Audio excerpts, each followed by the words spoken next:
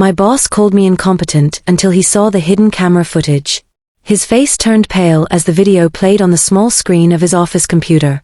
I stood there, arms crossed, my heart pounding in my chest like a drum roll that refused to end. It wasn't supposed to be this way, none of it. But here we were, trapped in this moment where silence screamed louder than words ever could. It all started 3 months ago when I joined Crestwood Enterprises as an executive assistant. My boss, Mr. Daniel Harper, was known for being ruthless and unyielding. A man who thrived on perfection and expected nothing less from those around him. From day one, he made it clear that incompetence would not be tolerated under any circumstances. And yet, despite my best efforts, no matter how meticulously I worked or how many hours I poured into ensuring everything ran smoothly, he always found fault with me. "You're late again," he barked one morning, barely looking up from his desk as I walked into his office carrying a stack of reports. "I'm sorry, sir," I replied, trying to keep my voice steady.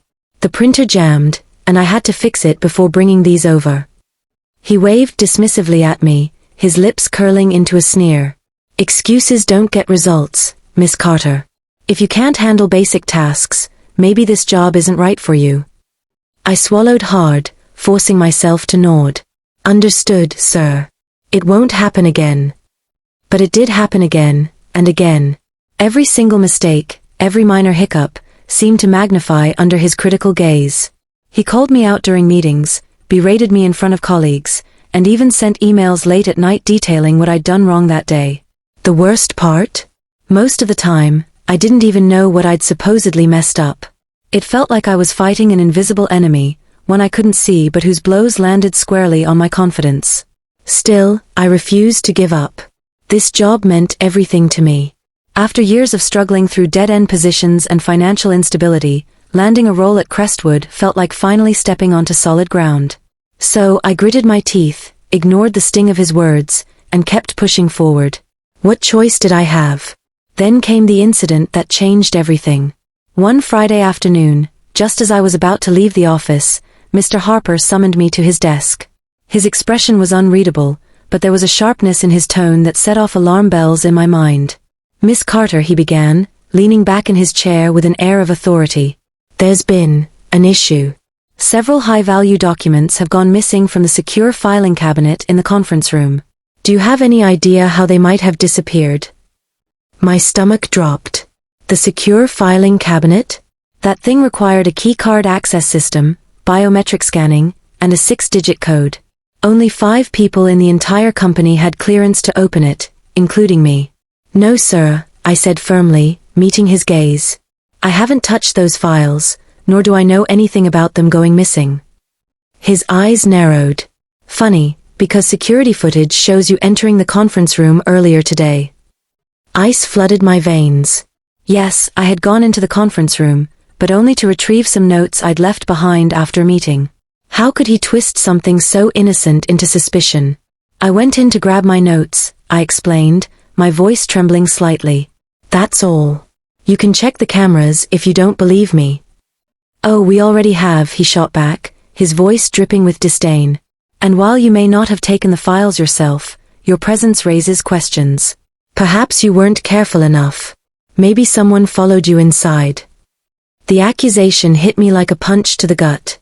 Not only was he implying I was careless, but he was also suggesting I might have inadvertently caused the breach. Tears pricked the corners of my eyes, but I blinked them away. Crying wouldn't help me now. "I assure you, sir, I've done nothing wrong," I said, my voice breaking despite my best efforts.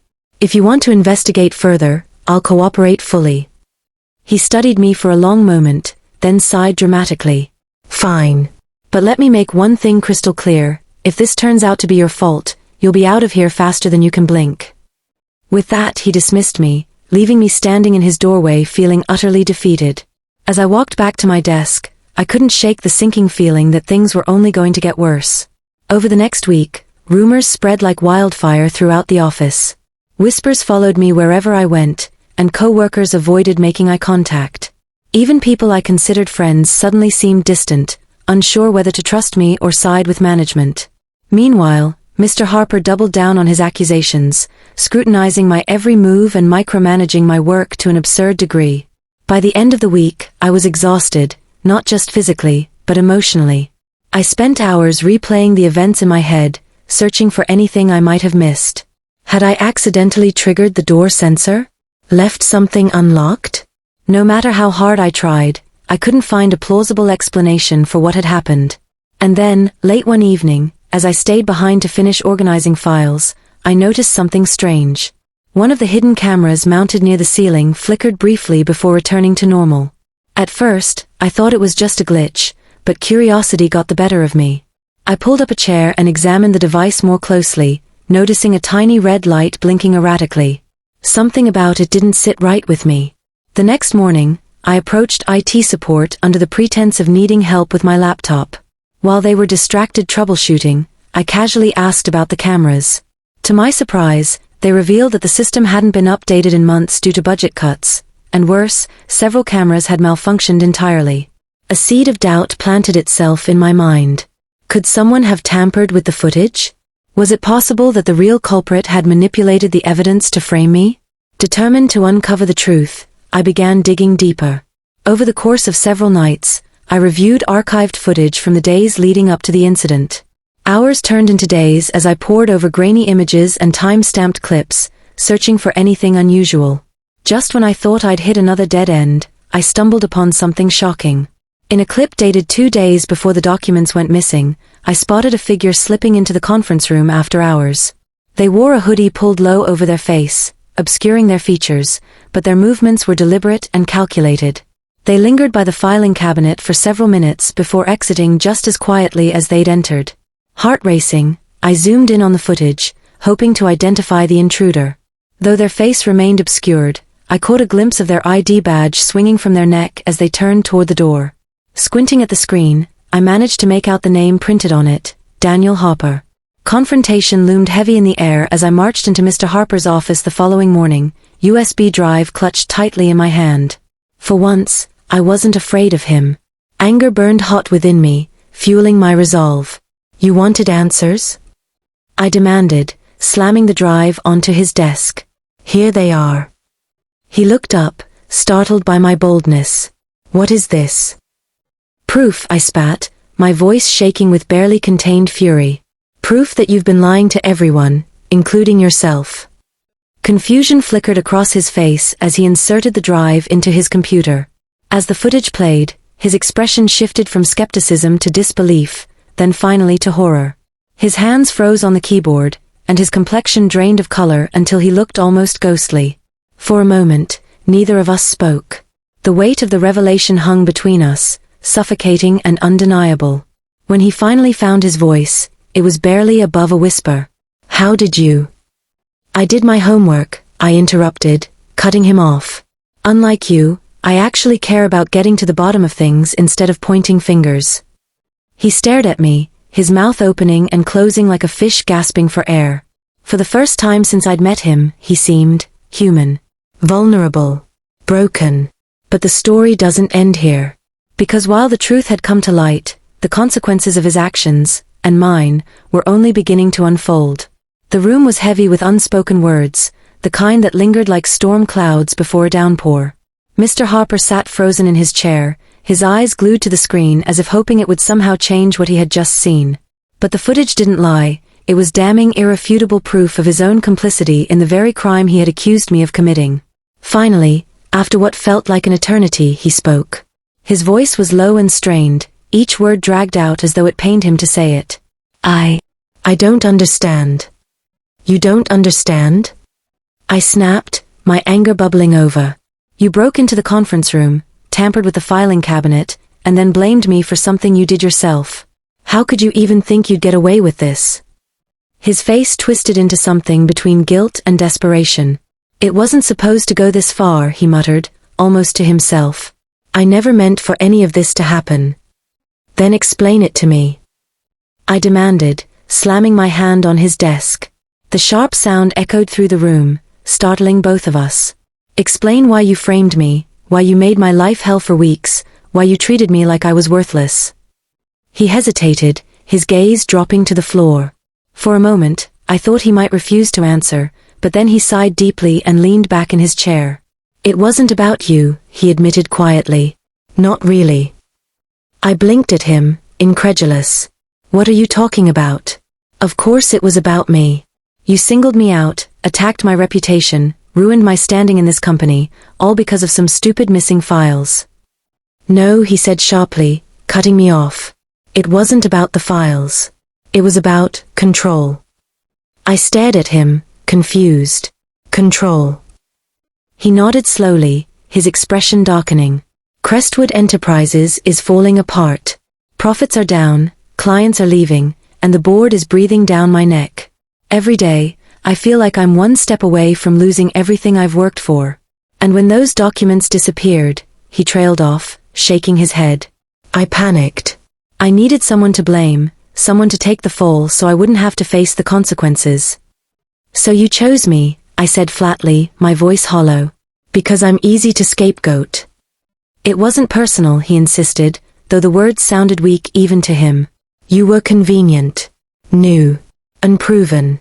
No one would question it if I pointed the finger at you. Wow, I breathed, shaking my head in disbelief. You're unbelievable. Do you even hear yourself right now? You destroyed my credibility, my confidence, everything, for your own selfish reasons. Did it ever occur to you that maybe I deserved better than that? He flinched at my words, guilt flashing across his face. But I wasn't done yet. Not by a long shot. And what about the rest of it? I pressed, my voice rising. All those times you called me incompetent, criticized me in front of everyone, treated me like I was nothing more than a nuisance. Was that part of your plan too? Or do you just enjoy making people feel small? For once, Mr. Harper had no snappy comeback, no condescending remark to deflect responsibility. He simply sat there, looking smaller and more defeated than I'd ever seen him. It should have given me satisfaction, vindication, but instead, all I felt was emptiness. Because none of this changed the fact that I'd been hurt, humiliated, and betrayed by the person who was supposed to lead and protect me. As the initial shock wore off, reality began to settle in. What happened next? That was the real question looming over us. Now that the truth was out, where did we go from here? I'll resign, Mr. Harper said suddenly, breaking the silence. His voice was resigned, devoid of its usual authority. Effective immediately. I can't stay here after this. Part of me wanted to argue, to tell him that resignation wasn't enough, that he owed me more than just walking away. But another part of me knew it didn't matter. Whether he stayed or left, the damage had already been done. My trust in him, and in the company, was shattered beyond repair. That's not up to me, I replied coldly. It's up to the board. They'll decide your fate. He nodded grimly, accepting my response without argument.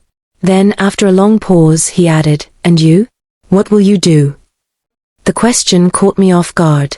Up until now, I hadn't allowed myself to think beyond exposing the truth. Revenge had been my sole focus, my driving force. But now that I had it, I realized how hollow it felt. Justice wasn't going to fix the cracks in my self-esteem or erase the scars left by his cruelty. I don't know, I admitted softly. Maybe I'll leave too. Start fresh somewhere else. You shouldn't have to, he said earnestly, surprising me. This company failed you. I failed you. You deserve better. His apology, sincere as it seemed, did little to ease the ache inside me. Words couldn't undo the harm he'd caused. Still, I appreciated the acknowledgement, however belated it was. In the days that followed, news of Mr. Harper's misconduct spread like wildfire throughout Crestwood Enterprises. The board launched an investigation, interviewing employees and reviewing evidence, including the footage I had uncovered. Meanwhile, rumors swirled about my involvement in exposing the truth, painting me as either a hero or a whistleblower depending on who you asked. Some co-workers approached me with apologies, admitting they doubted me during the ordeal. Others avoided me altogether, uncomfortable with the role reversal that had taken place. Through it all, I kept my head down, focusing on completing my tasks while trying to figure out what came next. But despite the chaos surrounding me, one thing became clear: I couldn't stay. Crestwood had been my dream job once, a symbol of stability and success. Now it felt tainted, a reminder of everything I'd endured. Staying would mean allowing Mr. Harper's actions to define me, to dictate my future. And I refused to let that happen. So I began making plans, updating my resume, and reaching out to contacts in other industries. Leaving wasn't going to be easy. It meant starting over, stepping into the unknown, but it also meant reclaiming my power. For the first time in months, I felt a glimmer of hope. One evening, as I packed up my belongings from my desk, I found myself reflecting on everything that had transpired. The pain, the betrayal, the fight for justice, it had all shaped me in ways I couldn't fully comprehend yet. I knew I'd carry the lessons I'd learned with me wherever I went, using them to build a stronger, more resilient version of myself. As I turned off the lights and locked the office door behind me, I paused for a moment, taking in the quiet stillness of the empty hallway. Somewhere deep inside, I felt a sense of closure, not perfect, not complete, but enough to move forward. The sound of my heels clicking against the polished floor echoed through the deserted hallway as I made my way toward the elevator. Each step felt heavier than the last, not because of regret, but because I was leaving behind more than just a job. I was leaving behind a chapter of my life. A chapter filled with pain, resilience, and ultimately, growth. When the elevator doors slid open, I stepped inside and pressed the button for the ground floor. As the car descended, I leaned against the cool metal wall, closing my eyes for a moment. My mind wandered back to the day I first walked into Crestwood Enterprises, full of hope and determination. Back then, I never could have imagined how much I'd endure, or how much stronger I'd become because of it. The ding of the elevator brought me back to the present. The doors opened, revealing the lobby bathed in soft evening light. I took a deep breath and stepped out, heading toward the revolving glass doors that marked the exit. Just as I reached them, a familiar voice called out from behind me. "Miss Carter." I turned to see Sarah, one of the junior account managers, jogging toward me. She looked nervous, clutching a folder tightly to her chest. When she stopped in front of me, she hesitated for a moment before speaking. "I just wanted to say, thank you," she said earnestly, her cheeks flushing pink. "For standing up to him. For showing us that we don't have to accept being treated badly." Her words caught me off guard, and for a moment, I didn't know what to say. Then I smiled softly, touched by her sincerity. "You're welcome," I replied. "But remember, I didn't do it for anyone else. I did it for me. And if you ever find yourself in a situation like mine, don't wait for someone else to fight your battles. You're stronger than you think." She nodded, her eyes glistening with unshed tears. "I'll remember that. Thank you." With a final nod, I pushed through the revolving doors and stepped outside. The crisp night air greeted me, carrying with it the faint scent of rain. I paused on the sidewalk, looking up at the towering building that had once been my entire world. It no longer intimidated me. Instead, it stood as a testament to everything I'd overcome. Over the next few weeks, I threw myself into finding a new path. Networking events, interviews, late-night research sessions, all became part of my routine. At first, it was daunting. Rejection stung, and self-doubt crept in more times than I cared to admit. But every time I felt like giving up, I reminded myself of why I'd left Crestwood in the first place, to create a future where I wasn't defined by someone else's cruelty. Eventually, opportunity knocked in the form of an unexpected email. A small but growing tech startup called Lumina Tech was looking for an executive assistant to support their CEO. Intrigued, I applied and went through several rounds of interviews. To my surprise, they offered me the position, not just as an assistant, but as part of their leadership team. They valued collaboration, transparency, and integrity, qualities I hadn't realized I'd been craving until now. On my first day at Lumina, I walked into the office feeling a mix of excitement and apprehension. The atmosphere was completely different from Crestwood. People greeted me warmly, introducing themselves without pretense or judgment. Even the CEO, a kind-hearted woman named Elena Torres, welcomed me with genuine enthusiasm. "We're thrilled to have you here," she said during our initial meeting. "Your experience and resilience are exactly what this company needs as we grow."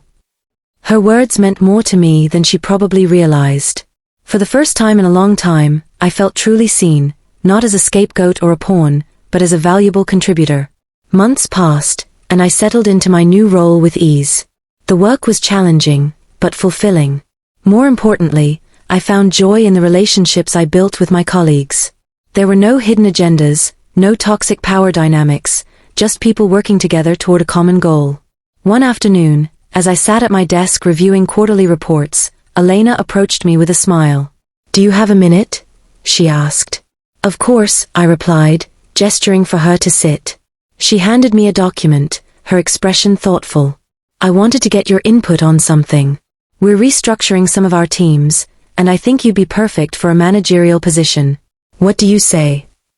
I stared at her, momentarily speechless. Me? A manager?